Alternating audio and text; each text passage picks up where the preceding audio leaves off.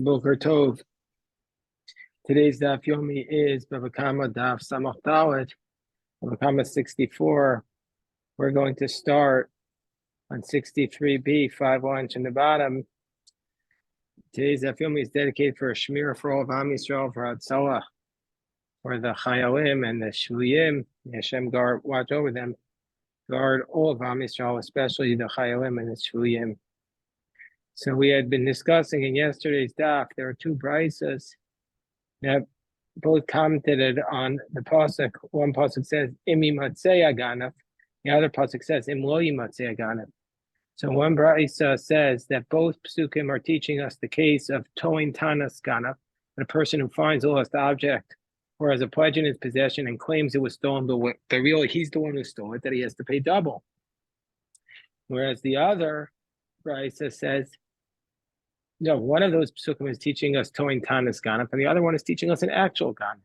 So the Gemara says, according to the approach that says that they both say that they're towing tanas ganaf, that both psukim are towing tanas ganaf, how do we know that you pay double if you're an actual ganaf, if you actually steal it?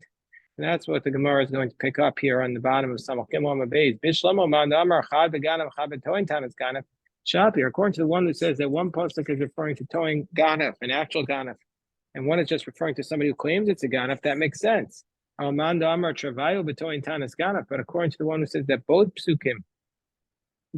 psukim referring to where you just claimed it was stolen, when in fact you really had it in your possession the whole time, meaning to say a case where you didn't do an actual physical action of theft, then ganav atzmo minole. And according to that brayso, how does that brayso know that if you actually just go ahead and steal something, you have to pay double? If we say, okay, we'll learn that from a Kal V'chomer, from the one who claims it's ganaf. If he pays double, then for sure the one who actually stole it pays double. And the Gemara on our daf on Amud Beis is going to explain in more detail that Kal V'chomer. But we can't apply that Kal V'chomer. Why? Because we have a principle that the most you can establish from something is from the source of the Kal V'chomer. And the impact, the implication of the Kal V'chomer can't be stricter than the Kal V'chomer itself. And just like somebody who makes a claim with tanos, towing tanas ganaf, he has to do it on an oath. Avkam b'shvua. Would you say also by a case of an actual ganaf that he only pays double if he took an oath and swore falsely that he didn't steal it? No, anybody who steals has to pay double, even whether or not he takes an oath about it. So the Gemara says, okay, you're right. We're going to learn it out from a brayso. And the next daf and a half is going to just be this in-depth review of this brayso. How do we determine whether or not a person who's an actual ganaf pays kefil? So the Gemara says this brayso is as follows. The Tanya Bechizkiah says in the pasuk, and this is the pasuk from Exodus 22, verse 3. If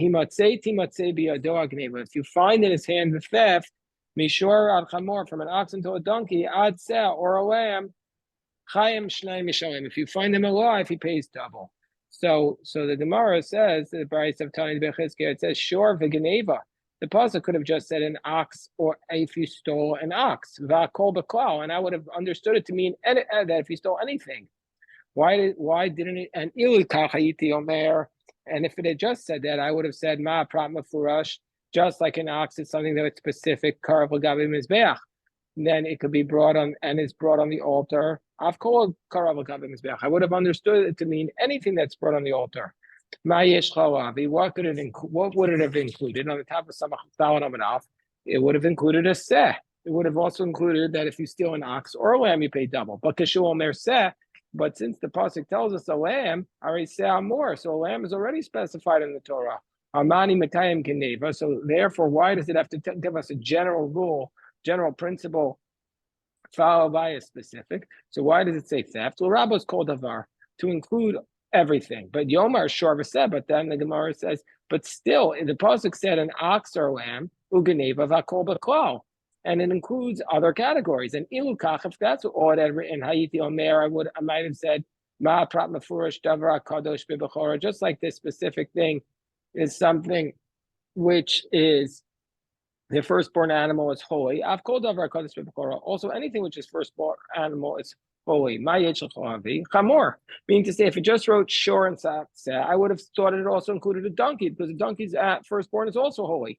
So therefore, kashor mer chamor. So when it says explicitly in the verse, hare chamor, hare chamor amor, but that's explicitly written as a donkey. So mani mekayim geneva. So why? What is the word geneva coming to include?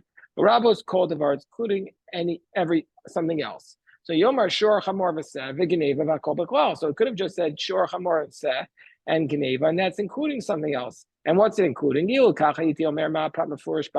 have thought it included all living creatures. What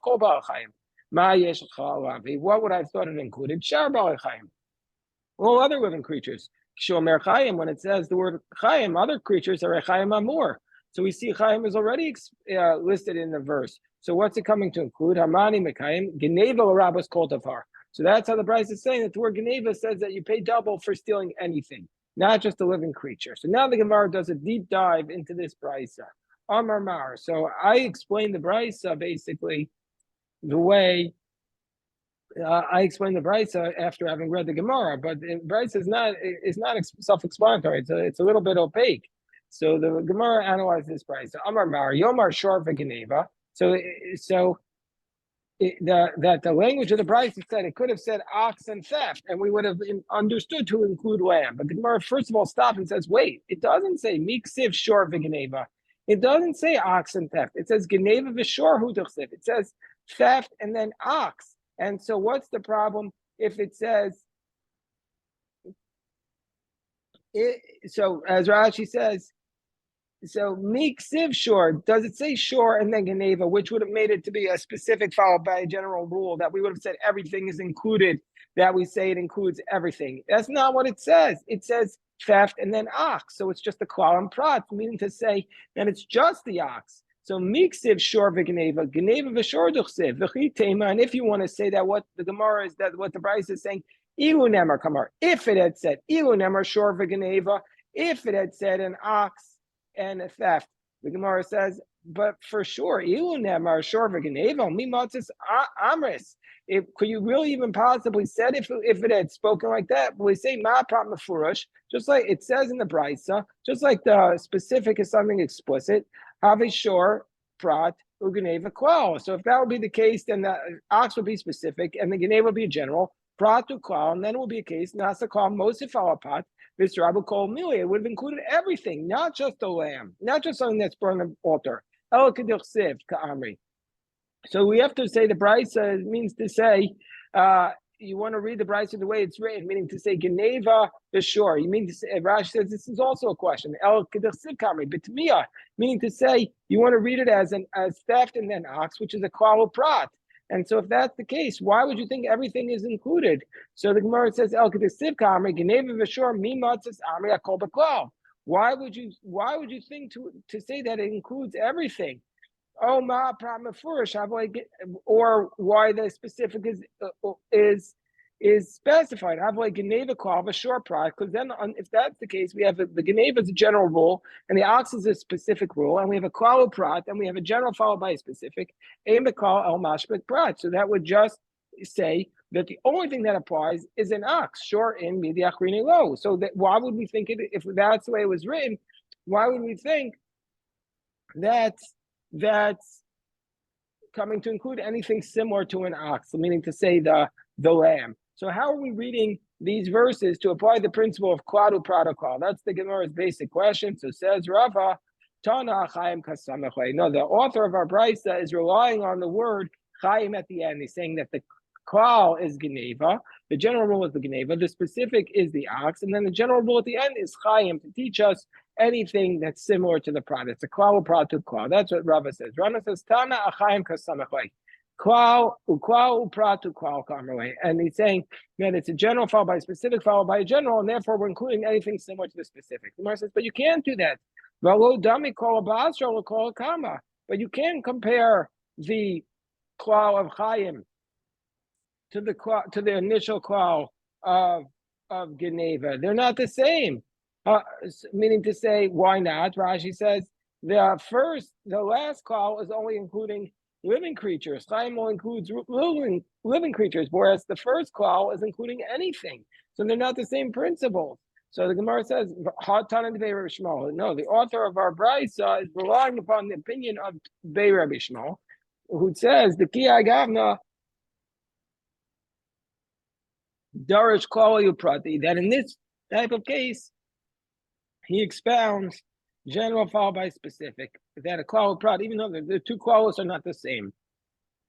And this was what was difficult. Hold on 1 second. And this is what's difficult. This is what was difficult to the author of the Brisa. The author of the Brisa was difficult. Im himatze timatze lamali. Why do we need the pasuk to begin with the words im himatze timatze? Why do we need the Brisa to begin with what this is what was bothering the Tana of the Bei Chizki at the end. That im himatze timatze, Rashi says, implies it's an amplification, and so therefore that was what was, if we already have a klal prat to klal, why do we need im himatze timatze? So therefore he says as follows. So therefore this is what the Brisa says. This is the difficulty of the Brisa. Yomar shor v'gneva v'chayim v'kol b'klal. If the Brisa just said shor and gneva and chayim, I would have known that's including something.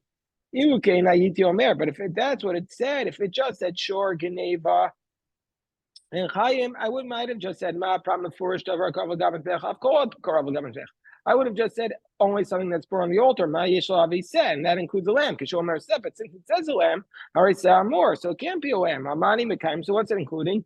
Geneva l'rabos kol davar. Yomar. So what's it coming included? Yomar geneva v'shor v'seh. V'chayim v'kol b'chal would have included everything. So Gemara says, no, we look in at yomer ma pam first davar kodesh b'chor. So I would have thought it includes only something that was firstborn animals holy. I've called davar kodesh b'chor. If that's the case, ma yishal avi. What would that be, including chamor? Because shomer chamor, but chamor is written. Are chamor amor amani mekayim geneva rabos kol davar. So therefore, yomer geneva v'shor v'sev chamor v'chayim v'kol b'chal. So if that was the case, you can yomer ma problem first b'chayim v'kol b'chayim. So ma yesh chalav yishar b'chayim, but that's also included. Because shomer chayim are chayim amor. So amani mekayim geneva rabos kol davar. But if that's the case, if you're saying the word geneva is including everything, so why do we have Imimatze timatze at the beginning? And so that's his question. That's the what's bothering the author of the Brisa, the author of Tam Devei Chizkiah. So therefore he says it includes everything. So the Gemara says, "Iachi shapikar kashrle." If that's the case, we actually have a good question. What?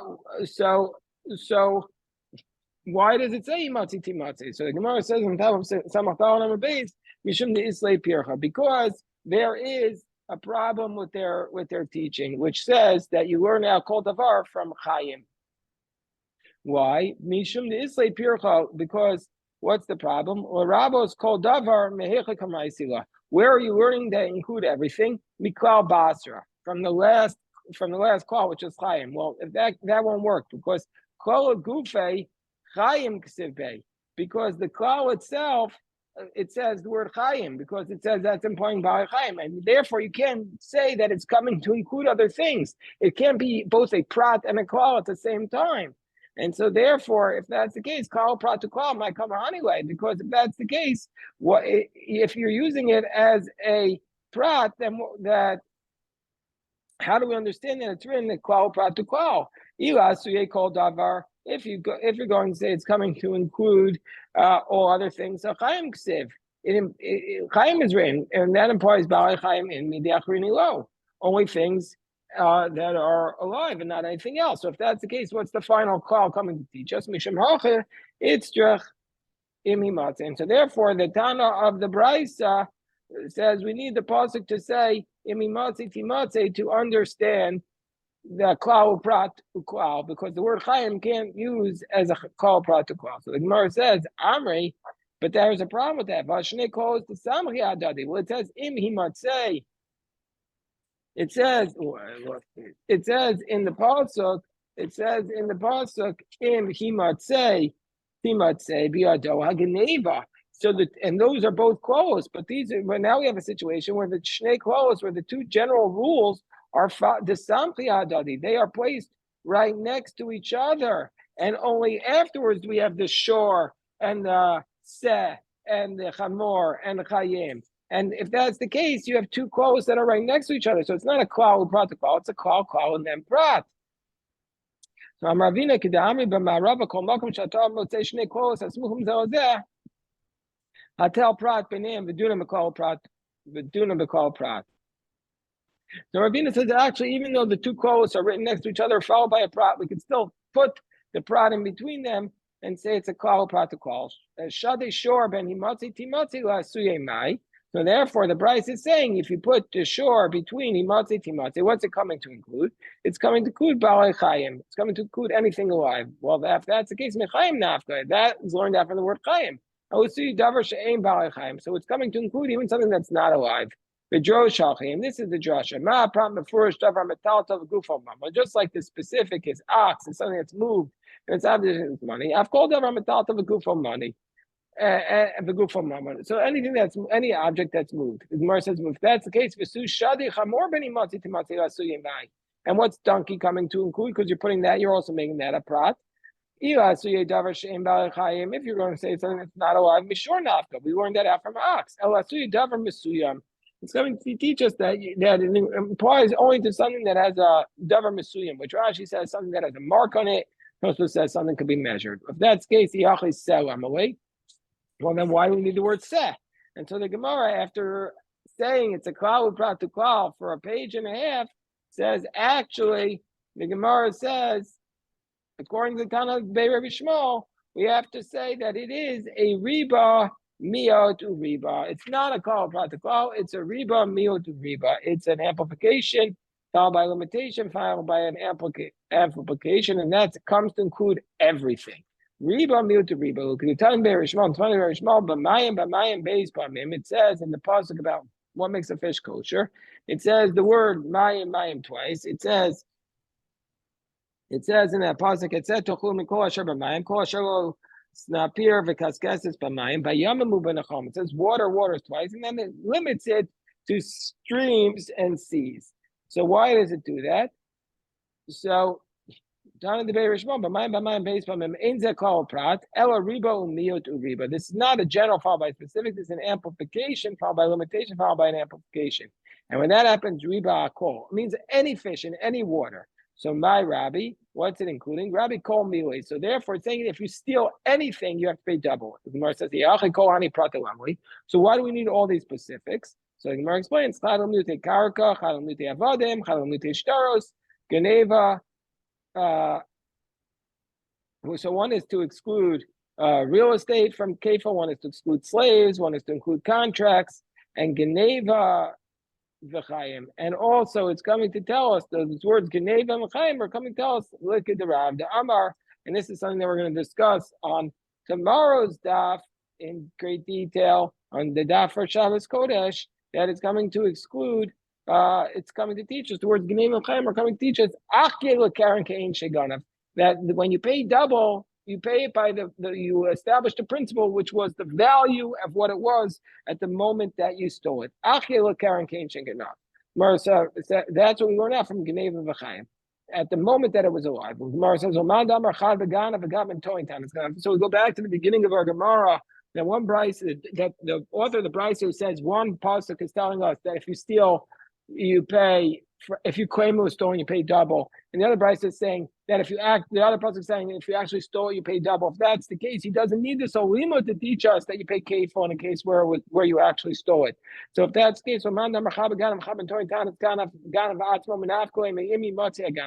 the actual theft from imi matzeh. That's the case. My darsh. So what does he learn out from himatzi timatzi? He can't be using it to teach us this chiddush that you pay double for anything you steal. The Gemara says, "Mi balei the Rav bar Ayilai, Damar Rav bar Ayilai, my time of the Rav, Damar Moda bekinas akach bal edim pater." So he says it's to explain the position of Rav bar Ayilai, who says, "What's the reasoning that Rav says that if you admit to the penalty and then the witnesses came, and then you're exempt from having to pay the penalty because it says im himatzei timatzei, meaning to say im himatzei be'edim tim matzei bedayanim. If witnesses come to the court." then the judges can fine you double. But if you yourself came to admit it, you don't pay double. I mean, no. And what's the source from that? May I share? Excuse me. And according to the one who says that both psukim refer to Torah and Tanas Ganef, so in the words, Mimatzi Timatzi is to teach us a thief himself who steals something, he pays kefil. And how do we know that if you yourself come to the court and admit that you did this thing wrong, you don't pay the penalty? May I share Yashun Elohim? It says that if he comes to the court and the court finds him guilty, then he pays the penalty. But not if he makes himself guilty. So like the Tana what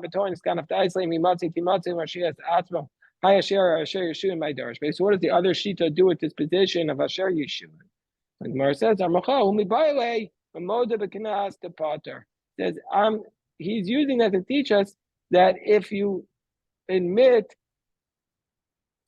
to the kinas, you're going to be exempt. So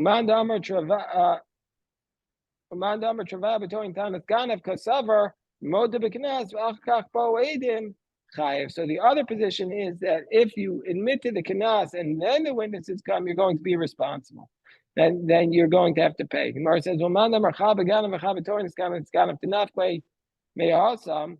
if that's the case, what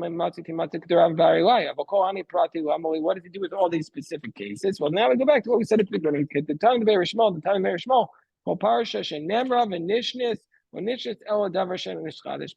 so like the Tan Be'er Shmuel taught, anything that was said and then repeated is only repeated for one thing that was included in it. And they'll repeat the whole parsha. So since the Torah wanted to teach us the law of Rav, timatze